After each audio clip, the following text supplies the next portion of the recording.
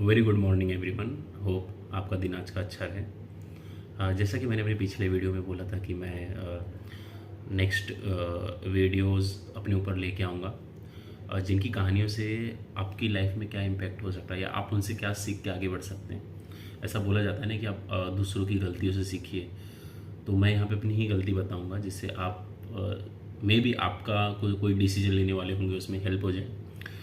Okay, तो जैसा मैंने कहा डिसीजंस, तो आज का टॉपिक है डिसीजंस पर। मुझे पता है यूट्यूब पे पहले से ही डिसीजंस पे बहुत सारे वीडियोस हैं, लेकिन अगर आप ये वीडियो देख रहे हैं इसका मतलब आपको स्टिल इस चीज़ की ज़रूरत है कि इसको कैसे अप्लाई किया जाए अपने रियलिस्टिक वर्ल्ड में। ओके, तो मेरे हिसाब से डिसीजंस बहुत ही वाइटल रोल प्ले करते हैं आपकी पूरी लाइफ, प्रोफेशनल लाइफ में। जैसा कि आज मैं इस वीडियोस को बना रहा हूँ तो इसके पीछे मैंने जो डिसीजंस लिए हैं वो है उसकी उन गलतियों की वजह से। गलती नहीं बोल सकते लेकिन है, मेरे हिसाब से डिसीजंस कभी गलत सही होते नहीं हैं। डिसीजंस लेने से पहले कुछ चीज़ें हैं जो आपको कलेक्ट करना बहुत ज़रूरी है। ओके, पहले तो और उसको बोलेंगे डेटा। अगर आपके पास इनसफिशिएंट डेटा है तो आपका जो डिसीजन है वो भी इनसफिशिएंट होगा, और आपके पास एक्यूरेट डेटा है तो आपके जो डिसीजंस हैं वो एक्यूरेट ही रहेंगे या सही दिशा में रहेंगे। ओके, तो मेरा जो एग्ज़ाम्पल रहेगा वो मेरे यूपीएससी से रहेगा, क्योंकि वो मुझे ऐसा लगता है बहुत गहरा इम्पैक्ट डाला मेरी लाइफ में। तो लेकिन ये वीडियो सिर्फ यूपीएससी सेंट्रिक नहीं है, ये सभी की लाइफ में अप्लाई होगा। ओके, तो हुआ क्या कि मैं जब ग्रेजुएट हुआ, मैं यूनिवर्सिटी ऑफ मुंबई से पढ़ा हूँ, मैंने बीएमएस किया है। तो जब मैं ग्रेजुएट हुआ तो मैं बहुत सारे वीडियोस से इन्फ्लुएंस हुआ था यूपीएससी के लिए, बहुत सारी मूवीज़ से हुआ था। एक्चुअली हम सभी इन्फ्लुएंस होते हैं, आजकल तो ज़्यादा ही इन्फ्लुएंस है यूट्यूब पे, लाइक अब तो सीरीज़ बनना स्टार्ट हुए हैं यूपीएससी पे। तो इस इन्फ्लुएंसर दुनिया में आपको हमेशा फैक्ट पे रहना है, डेटा पे रहना है। अगर आपका डेटा गड़बड़ हुआ तो आपके डिसीजंस गड़बड़ हो जाएंगे। ओके, तो मेरे साथ क्या हुआ कि मैंने डिसीजन लिया यूपीएससी करने का। हालांकि मेरे डैड ने मुझे एमबीए करने का सजेस्ट किया था कि आप एमबीए कर लो, एमबीए करने के बाद आपको जो सही लगे वो करना, लेकिन पहले एक एमबीए डिग्री ले लो, कुछ प्रोफेशनल 1 साल 2 साल काम कर लो, फिर चले जाना। लेकिन मेरे अंदर उस टाइम मेरे ब्लड में उबाल आ रहा था, नहीं यूपीएससी करना है, यूपीएससी करना है। ओके, तो मैंने पैक किया सामान और निकल गया मैं इलाहाबाद के लिए। वहाँ पे मैं लगभग 2.5 साल रहा और एट द एंड 0 रिजल्ट, और मुझे वापस आना पड़ा। तो अब जैसे सपोज़ अब मुझे करना क्या चाहिए था, मैं उस पर बात करूँगा। जो हो गया हो गया। मुझे अगर कोई भी डिसीजन लेना था तो पहले मुझे डेटा निकालना चाहिए था। डेटा मतलब जैसे पासिंग रेशियो क्या है यूपीएससी का, यूपीएससी जितना फैंसी दिख रहा है दूर से, एक्चुअल रियलिटी क्या है उसकी, वो जान लेना बहुत ज़रूरी है। तो बहुत सारे वीडियोज़ हैं, बहुत सारी सीरीज़ है जिसमें बताया गया कि क्या पासिंग रेशियो है, फिर भी और एक लाइन जोड़ दी जाती है, उस रेशियो में से आप भी होंगे। ये लाइन है पॉजिटिव इम्पैक्ट करती है माइंड पे, लेकिन ये आपको एक फॉल्स होप भी दे रही है। ओके, तो आपको क्या करना है मेरे हिसाब से, अब ग्रेजुएट हो जाओ, ठीक है।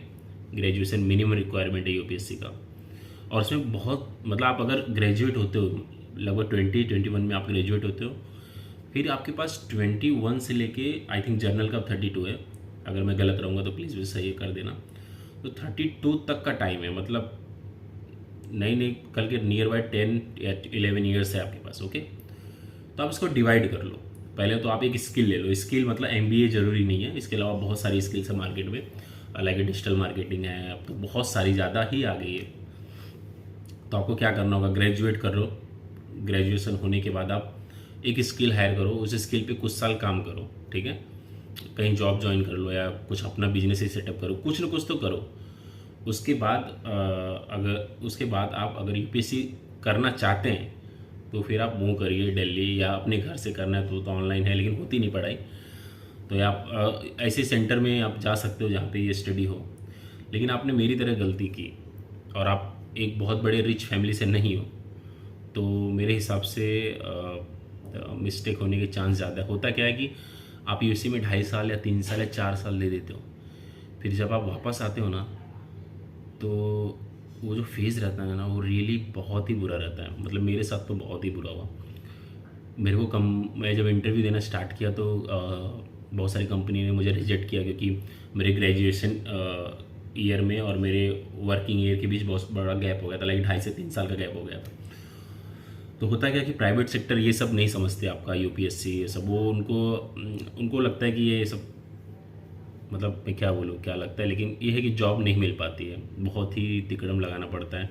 और प्लस आपको उस फील्ड का नॉलेज भी नहीं होता, क्योंकि आप तो पढ़ के आए हो, हिस्ट्री, जियोग्राफी, सोशियोलॉजी ये सब पढ़ के आए हो।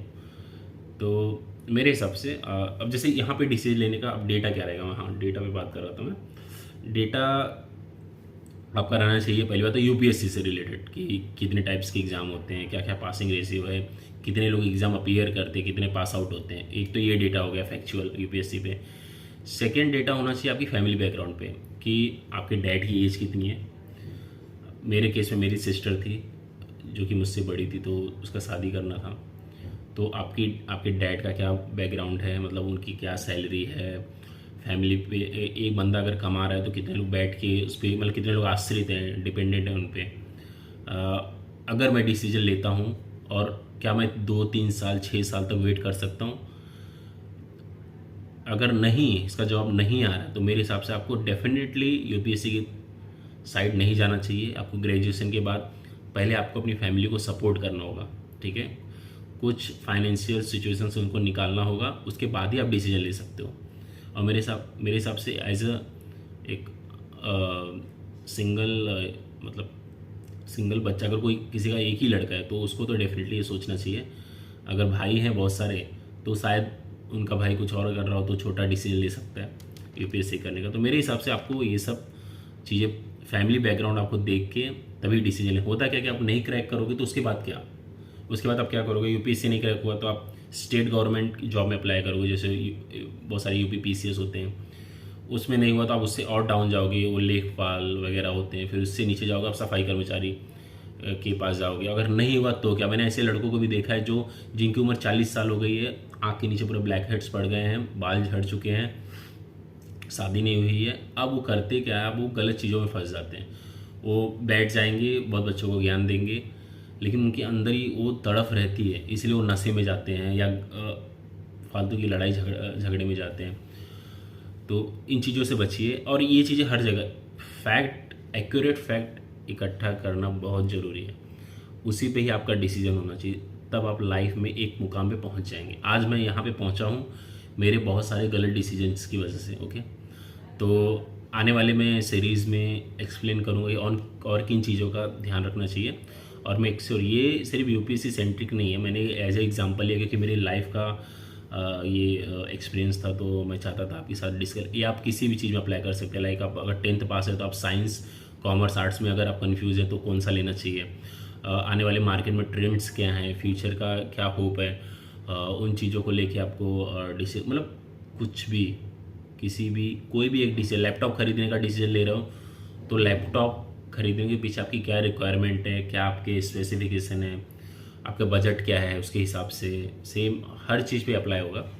तो फैक्ट, हमेशा फैक्ट पे काम करो और एक्यूरेट फैक्ट पे काम करो। उसमें इमोशंस नहीं होने चाहिए, उसमें किसी का इन्फ्लुएंस नहीं होना चाहिए। जो फैक्ट है वो फैक्ट है। अभी होता क्या है कि आजकल यूट्यूब पे बहुत सारी सीरीज़ बन रही है यूपीएससी पे, अब यूथ उसको देख रहा है। अब यूथ उसको देख रहा है, लेकिन वो ये नहीं जानता है, वो देखते हुए ये भूल जाता है कि वो एक्टर कभी यूपीएससी नहीं दिया है।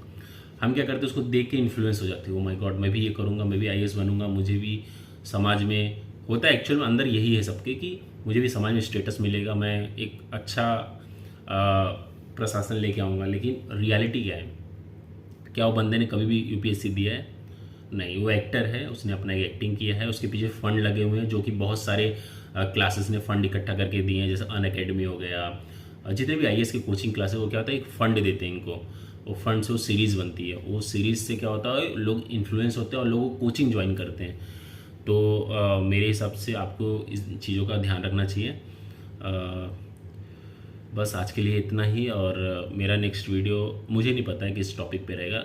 फ़िलहाल तो मुझे लगा कि ये चीज़ें बोलनी चाहिए तो मैंने आपको बोल दिया। ऐसा करता हूँ मेरे कुछ जो मैंने एक्सप्लेन किया है वो आपको कहीं ना कहीं हेल्प करेगा, ओके। और अभी तक अगर आप ये वीडियो देख रहे हैं तो बहुत बहुत धन्यवाद। मैं नेक्स्ट वीडियो डेफिनेटली किसी अच्छे टॉपिक पे लेके आऊँगा, तो प्लीज़ मुझसे जुड़े रहिए।